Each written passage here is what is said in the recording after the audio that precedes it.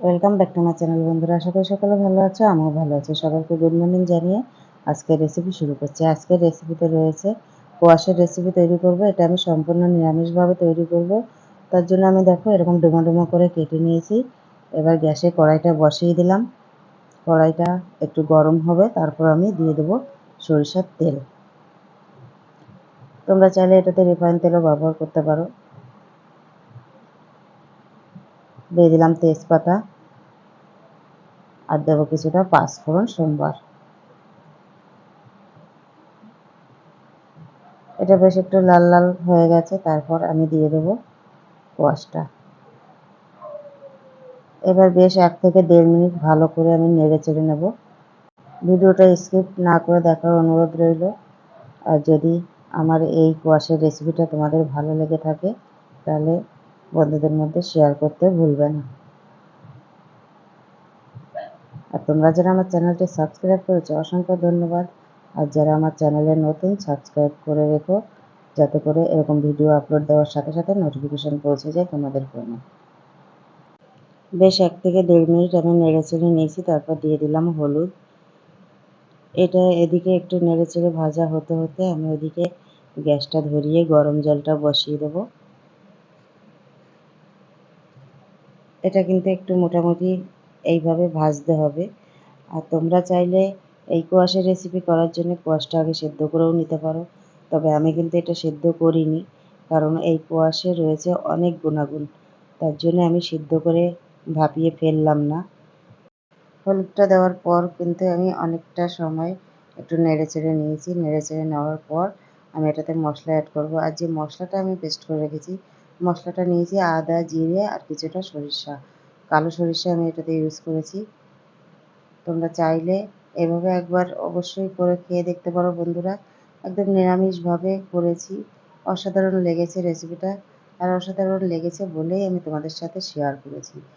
তোমরা অবশ্যই রেসিপিটা একবার করে খেয়ে তারপর কমেন্টে এসে জানাবে রেসিপিটা কেমন হয়েছে।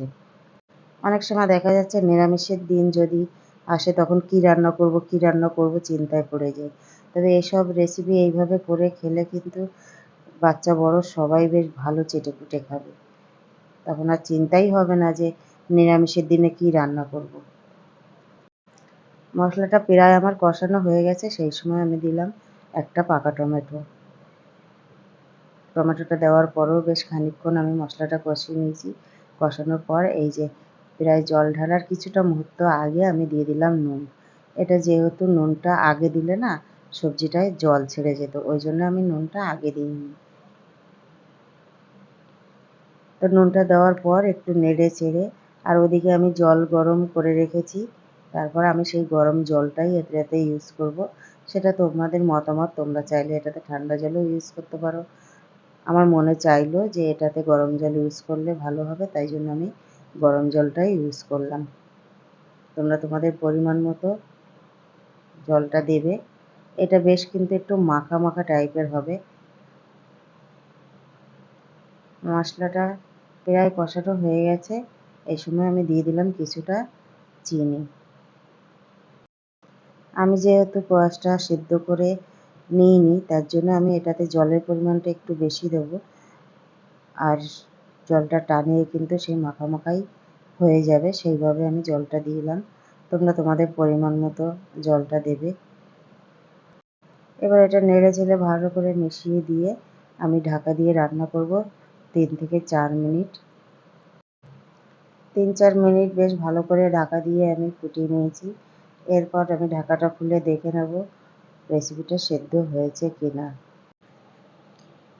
সবজিটা কিন্তু এখনও ভালো মতো সেদ্ধ হয়নি, তো আরও 2 মিনিট আমি মিডিয়াম আঁচে ফুটিয়ে নিয়েছি। এই অবস্থায় দেখো এখন বেশ মাখা মাখাও হয়ে গেছে আর সবজিটাও সেদ্ধ হয়ে গেছে। এবার আমার রেসিপিটা সম্পন্ন হলো, নামিয়ে নেব। তো আমার এই রেসিপিটা কেমন হয়েছে কমেন্টে জানাবে।